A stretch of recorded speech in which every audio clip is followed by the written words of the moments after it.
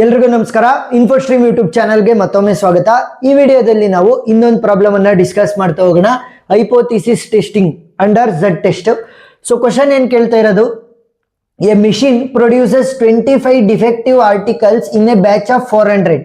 400 ಐಟಮ್ಗಳನ್ನ ಅಥವಾ ಆರ್ಟಿಕಲ್ಸ್ ಅನ್ನ ಏನಾದ್ರೂ ರೆಡಿ ಮಾಡಿದ್ರೆ ಆ ಒಂದು ಮಿಷಿನ್ ಏನ್ ಮಾಡ್ತಾ ಇದೆ, 25 ಡಿಫೆಕ್ಟಿವ್ ಪೀಸ್ಗಳನ್ನ ರೆಡಿ ಮಾಡ್ತಾ ಇದೆ. 400ರಲ್ಲಿ 25 defective. After overhauling it produces 15 defective in batch of 200 ಅಂತ ಅಂದ್ರೆ ಅದು ಕರೆಕ್ಟ್ ಆಗಿ ಕೆಲಸ ಮಾಡ್ತಿಲ್ಲ ಅಂತ ಗೊತ್ತಾಗ್ತಲ್ವಾ. ಸೊ ಅದನ್ನ ರಿಪೇರಿ ಮಾಡಿಸ್ತೀವಿ. ಸೊ ರಿಪೇರಿ ಮಾಡಿಸಾದ್ಮೇಲೆ ಏನ್ ಮಾಡ್ತಾ ಇದೆ, 200 ಆರ್ಟಿಕಲ್ ಏನಾದ್ರೂ ಪ್ರೊಡ್ಯೂಸ್ ಮಾಡಿದ್ರೆ ಅದು 15 ಡಿಫೆಕ್ಟಿವ್ ಬರ್ತಾ ಇದೆ. ಅದರಲ್ಲಿ ಫಸ್ಟ್ ಏನಿತ್ತು 400ರಲ್ಲಿ 25 ಡಿಫೆಕ್ಟಿವ್, ಇವಾಗ 200ರಲ್ಲಿ 15 ಡಿಫೆಕ್ಟಿವ್ ಬರ್ತಾ ಇದೆ. ಅವ್ರೇನ್ ಕೇಳ್ತಾ ಇದಾರೆ, test at 1% level of the significance whether there is a reduction of the defective articles after overhauling. ಅಂದ್ರೆ ನಾವು ರಿಪೇರಿ ಮಾಡಿಸಿದ್ವಲ್ಲ ಫಸ್ಟಿಗೆ ಸ್ಟಾರ್ಟಿಂಗ್ ಅಲ್ಲೇ ನಮಗೆ ಗೊತ್ತಾಯ್ತಲ್ವಾ, ಇದು ಕರೆಕ್ಟ್ ಆಗಿ ಕೆಲಸ ಮಾಡ್ತಾ ಇಲ್ಲ, ಡಿಫೆಕ್ಟಿವ್ ಐಟಮ್ಸ್ ಅನ್ನ ಪ್ರೊಡ್ಯೂಸ್ ಮಾಡ್ತಾ ಇದೆ ಅಂತ. ಅವಾಗ ನಾವು ರಿಪೇರಿ ಮಾಡಿಸಿದ್ವಲ್ಲ, ರಿಪೇರಿ ಮಾಡಿಸಾದ್ಮೇಲೆ ಡಿಫೆಕ್ಟಿವ್ ಐಟಮ್ಸ್ ಕಡಿಮೆ ಆಗಿದೆಯಾ ಅಂದ್ರೆ ಡಿಫೆಕ್ಟಿವ್ ಐಟಮ್ಸ್ ಅನ್ನ ಪ್ರೊಡ್ಯೂಸ್ ಮಾಡ್ದಂಗೆ ಸ್ವಲ್ಪ ಜಾಸ್ತಿ ಕರೆಕ್ಟ್ ಆಗಿರುವಂತ ಐಟಮ್ಸ್ ಅನ್ನೇ ಪ್ರೊಡ್ಯೂಸ್ ಮಾಡ್ತಿದ್ಯಾ ಅಂತ ಕೇಳ್ತಾ ಇದ್ದಾರೆ. So step by step solve ಮಾಡ್ತಾ ಹೋಗೋಣ. ಸೊಲ್ಯೂಷನ್ ಇಲ್ಲಿ ನೋಡಿ, 2 ಕಂಡೀಷನ್ಸ್ ಇರೋದು. ಒಂದು ಬಿಫೋರ್ ಓವರ್ ಹಾಲಿಂಗ್ ಅಂತ ಅಂದ್ರೆ ಆ ಮಿಷಿನ್ ಅನ್ನ ರಿಪೇರಿ ಮಾಡೋದಕ್ಕಿಂತ ಮುಂಚೆ, ಆಮೇಲೆ ರಿಪೇರಿ ಆದ್ಮೇಲೆ. ಸೊ 2 ಸಿನಾರಿಯೋ ಇರೋದ್ರಿಂದ ನಲ್ ಪ್ರೊಡಕ್ಷನ್ಸ್ ಅನ್ನ ಬರಿಬೇಕಾಗುತ್ತೆ ಅಲ್ವಾ, ನಲ್ ಹೈಪೋಥಿಸಿಸ್. ಸೊ ನಲ್ ಹೈಪೋಥಿಸಿಸ್, ಸೊ ನಲ್ ಹೈಪೋಥಿಸಿಸ್ ಅನ್ನ H0 ಅಥವಾ H0 ಇಂದ ರೆಪ್ರೆಸೆಂಟ್ ಮಾಡ್ತಾ ಇದೀನಿ. So here P1 is equal to P2 ಅಂತ ಅಂದ್ರೆ ಬಿಫೋರ್ ಮತ್ತೆ ಆಫ್ಟರ್ ಅಲ್ಲಿ ಏನು ಚೇಂಜಸ್ ಇಲ್ಲ, no significant changes, no significant changes. ಸರಿನಾ? No significant changes, no significant difference ಅಂತ ಕೂಡ ಬರೀಬಹುದು. No significant changes or difference. ಈಗ ನೋಡಿ, ಇಲ್ಲಿ ಫಸ್ಟ್ ಬಿಫೋರ್ಗೆ ಹೋಗೋಣ. ಅಂತ ಅಂದ್ರೆ ಆ ಒಂದು ಮಿಷಿನ್ ಅನ್ನ ರೆಡಿ ಮಾಡಿಸೋದಕ್ಕಿಂತ ಮುಂಚೆ. ಸೊ 400 ಮೆಟೀರಿಯಲ್ ಅನ್ನ ಪ್ರೊಡ್ಯೂಸ್ ಮಾಡ್ತಾ ಇದೆ ಅಥವಾ 400 ಆರ್ಟಿಕಲ್ಸ್ ಅನ್ನ ಪ್ರೊಡ್ಯೂಸ್ ಮಾಡ್ತಾ ಇದೆ ಅಂತ ಅನ್ಕೊಳ್ಳಿ. ಆ 400ರಲ್ಲಿ P1 ಅಂತ ಅಂದ್ರೆ ಪ್ರೊಬಬಿಲಿಟಿ ಎಷ್ಟು, ಡಿಫೆಕ್ಟಿವ್ ಆಗಿರುವಂತವು 25. 400ರಲ್ಲಿ 25 ಡಿಫೆಕ್ಟಿವ್ ಬರ್ತವೆ. 25 ಔಟ್ ಆಫ್ 400 ಡಿಫೆಕ್ಟಿವ್. ಸೊ ಇದನ್ನ ಕ್ಯಾಲ್ಕುಲೇಟರ್ ಯೂಸ್ ಮಾಡ್ಕೊಳ್ಳಿ, ಫ್ರಾಕ್ಷನ್ಸ್ ಅಥವಾ ಡೆಸಿಮಲ್ಗೆ ಕನ್ವರ್ಟ್ ಮಾಡ್ಕೊಳ್ಳಿ. ಏನಾಗಲ್ಲ, 25 ಡಿವೈಡೆಡ್ ಬೈ 400. ಸೊ ವ್ಯಾಲ್ಯೂ ಎಷ್ಟು ಬರುತ್ತೆ ನನಗೆ, 0.0625. ಸರಿನಾ? ಸೊ ಕ್ಯಾಲ್ಕುಲೇಷನ್ ನೀಟಾಗಿ ಮಾಡ್ಕೋಬೇಕಷ್ಟೇ. ನೆಕ್ಸ್ಟ್ N2 ಹೋಗೋಣ. N2 ಅಂತಂದ್ರೇನು, ಆಫ್ಟರ್ ಓವರ್ ಹಾಲಿಂಗ್ ಅದು ರಿಪೇರಿ ಮಾಡಬೇಕು ಅಂತ ಗೊತ್ತಾಗಿ ಕರೆಕ್ಟ್ ಆಗಿ ಅದು ಪ್ರೊಡ್ಯೂಸ್ ಮಾಡ್ತಾ ಇಲ್ಲ, ಡಿಫೆಕ್ಟಿವ್ ಐಟಮ್ಸ್ ಅನ್ನ ಪ್ರೊಡ್ಯೂಸ್ ಮಾಡ್ತಾ ಇದೆ ಅಂತ ಗೊತ್ತಾದಾಗ ರಿಪೇರಿ ಮಾಡ್ಸಿನಲ್ಲ, ರಿಪೇರಿ ಮಾಡಿಸಾದ್ಮೇಲೆ ಏನ್ ಮಾಡ್ತಾ ಇದೆ ಅಂತ ನೋಡ್ತಾ ಹೋಗೋಣ. 200 ಐಟಮ್ಸ್ ಅಥವಾ ಆರ್ಟಿಕಲ್ಸ್ ಅನ್ನ ಪ್ರೊಡ್ಯೂಸ್ ಮಾಡ್ತಾ ಇದೆ ಅಂತ ಅನ್ಕೊಳ್ಳಿ, 15 ಡಿಫೆಕ್ಟಿವ್. ಸೊ P2 ವ್ಯಾಲ್ಯೂ ಏನಾಗುತ್ತೆ, 15 ಔಟ್ ಆಫ್ 200 ನನಗೆ ಡಿಫೆಕ್ಟಿವ್ ಐಟಮ್ಸ್ ಬರ್ತಾ ಇದಾವೆ ಅಥವಾ articles. So 15 hole divided by 200 value ಎಷ್ಟು ಬರುತ್ತೆ, 0.075. ಈಗ ನನಗೆ N1 ವ್ಯಾಲ್ಯೂ ಗೊತ್ತು, P1 ವ್ಯಾಲ್ಯೂ ಗೊತ್ತು, N2 ವ್ಯಾಲ್ಯೂ ಗೊತ್ತು, P2 ವ್ಯಾಲ್ಯೂ ಗೊತ್ತು. ಸೊ P ವ್ಯಾಲ್ಯೂನ ಕ್ಯಾಲ್ಕುಲೇಟ್ ಮಾಡ್ಕೋಬಹುದು. P will be equal to N1 into P1 plus N2 into P2 whole divided by N1 plus N2. ಗೊತ್ತಾಯ್ತಾ? ನಾನು ಬೇಗ ಫಾರ್ಮುಲಾಗಳನ್ನ ಬರೀತೀನಿ. ನೀವು ಒಂದು 3-4 ಪ್ರಾಬ್ಲಮ್ ಅನ್ನ ಸಾಲ್ವ್ ಮಾಡಿದಾಗ ನೀವು ಕೂಡ ಇದೇ ಫ್ಲೋ ಅಲ್ಲಿ ಬರೀತಾ ಹೋಗ್ತೀರಾ. ಸರಿನಾ? So N1 into P1 plus N2 into P2 whole divided by N1 plus N2. N1 value ಗೊತ್ತು, N2 ವ್ಯಾಲ್ಯೂ ಗೊತ್ತಿದೆ, P1 ಮತ್ತೆ P2 ವ್ಯಾಲ್ಯೂ ಗೊತ್ತಿದೆ. ಸೊ ಅಷ್ಟನ್ನ ಸಬ್ಸ್ಟಿಟ್ಯೂಟ್ ಮಾಡೋಣ. N1 ವ್ಯಾಲ್ಯೂ ಏನಿರೋದು 400 ಇಂಟು P1 ವ್ಯಾಲ್ಯೂ ಏನಿರೋದು ನನಗೆ 0.0625 ಪ್ಲಸ್ N2 ವ್ಯಾಲ್ಯೂ ಏನಿದೆ ನನಗೆ 200 ಇದೆ ಇಂಟು P2 ವ್ಯಾಲ್ಯೂ ಏನಿದೆ ನನಗೆ 0.075. ಸೊ ಇವಾಗ whole divided by N1 plus N2.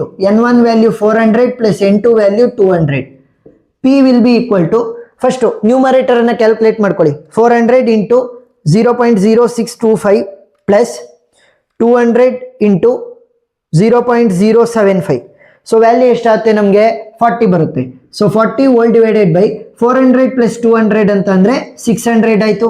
So 40 divided by 600 value ಎಷ್ಟಪ್ಪ, ವ್ಯಾಲ್ಯೂ ಈಸ್ 0.06666 ಅಂತ ಬರುತ್ತೆ.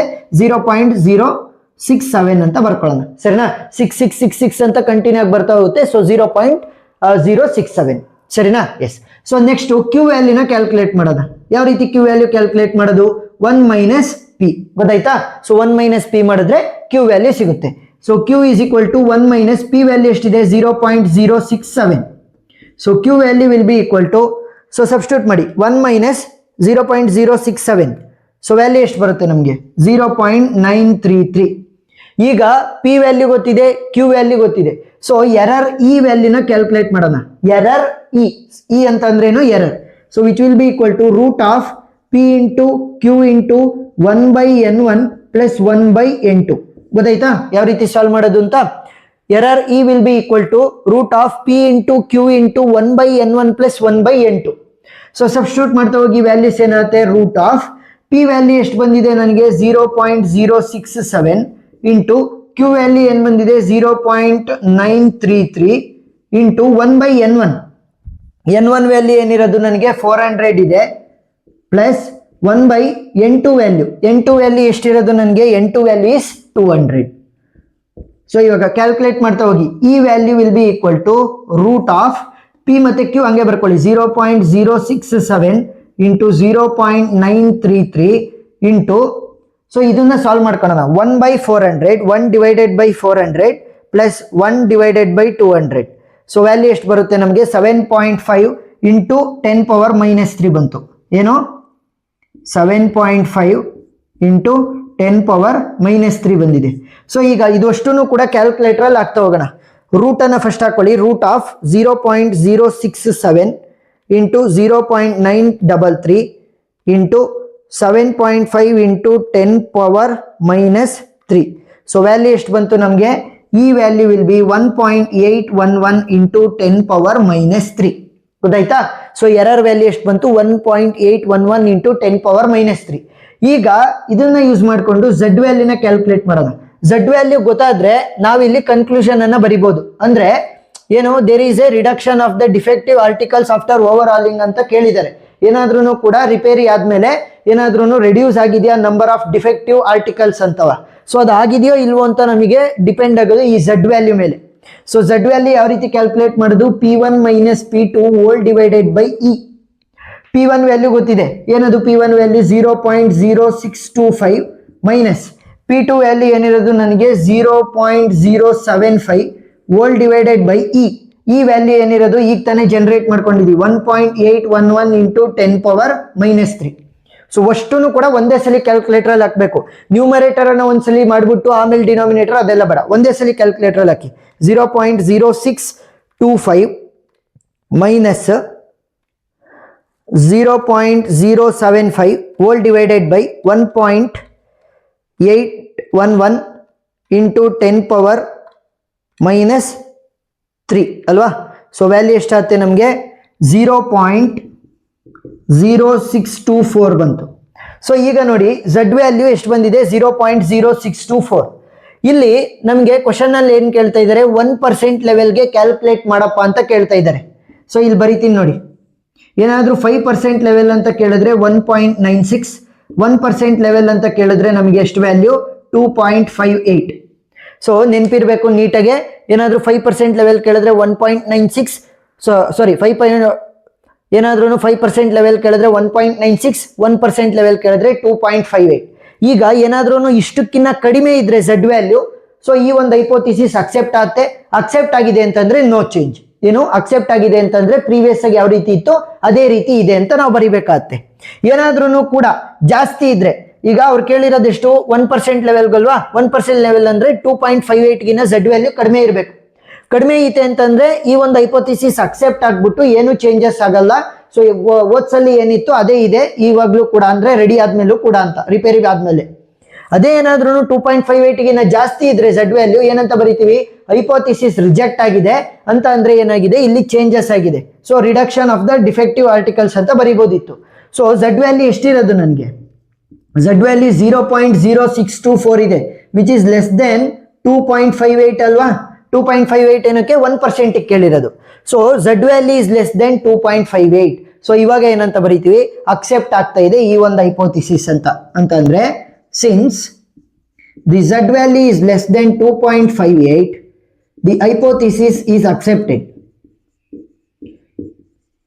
The hypothesis is accepted at 1% level of significance. ಸರಿನಾ? ಯಾವಾಗ ನಮಗೆ ಅಕ್ಸೆಪ್ಟ್ ಆಗಿದೆ ಅಂತ ಬರುತ್ತೆ, ಸೊ ನಾವು ಕನ್ಕ್ಲೂಷನ್ ಅನ್ನ ಬರಿಬಹುದು. Thus no significant changes in machine ಅಂತ ಅಂದ್ರೆ ಮೆಷಿನ್ ಪ್ರೊಡಕ್ಷನ್ ಅಂತಾನೆ ಬರೀರಿ. Machine productions at 1% level of significance. 1% level of significance. ಹಿಂಗೆ ಬರಿಬೇಕು ಅಂತ ಏನಿಲ್ಲ, ನೀವು ಓನ್ ವರ್ಡ್ಸ್ ಅಲ್ಲಿ ಬರಿತಾ ಹೋಗ್ಬೋದು. ಸರಿನಾ? So Z value less than 2.58 ಆಗಿರೋದ್ರಿಂದ ನಮಗೆ ಈ ಒಂದು ಹೈಪೋಥಿಸಿಸ್ ಅಕ್ಸೆಪ್ಟ್ ಆಗಿದೆ ಅಂತಂದ್ರೆ ಏನು ಚೇಂಜಸ್ ಇರಲ್ಲ. ಪ್ರೀವಿಯಸ್ಲಿ ಏನ್ ಡಿಫೆಕ್ಟಿವ್ ಐಟಮ್ಸ್ ಅನ್ನ ಪ್ರೊಡ್ಯೂಸ್ ಮಾಡ್ತಾ ಇತ್ತು, ಆಮೇಲೂ ಕೂಡ ಅದೇ ರೀತಿ ಅದು ಪ್ರೊಡ್ಯೂಸ್ ಮಾಡ್ತಾ ಇದೆ ಅಂತ ಅರ್ಥ. ಸೊ ಇದನ್ನ ಸ್ಕ್ರೀನ್ ಶಾಟ್ ತಕ್ಕೊಂತೀನಿ, ನಾನು ಸೈಡ್ಗೆ ಹೋಗ್ತೀನಿ. ಸೊ ಈ ಎರಡು ಪಾಯಿಂಟ್ಗಳು ವೆರಿ ಇಂಪಾರ್ಟೆಂಟ್. ಸರಿನಾ? ಸೊ ವಿಡಿಯೋ ಇಷ್ಟ ಆಗಿದ್ರೆ ಸಬ್ಸ್ಕ್ರೈಬ್ ಆಗೋದನ್ನ ಮರಿಬೇಡಿ. ಎಕ್ಸ್ಟ್ರಾ ಪ್ರಾಬ್ಲಮ್ ವಿಡಿಯೋ ಲಿಂಕ್ಸ್ ನಾನು ಡಿಸ್ಕ್ರಿಪ್ಷನ್ ಅಲ್ಲಿ ಕೊಟ್ಟಿರ್ತೀನಿ. So thank you for watching.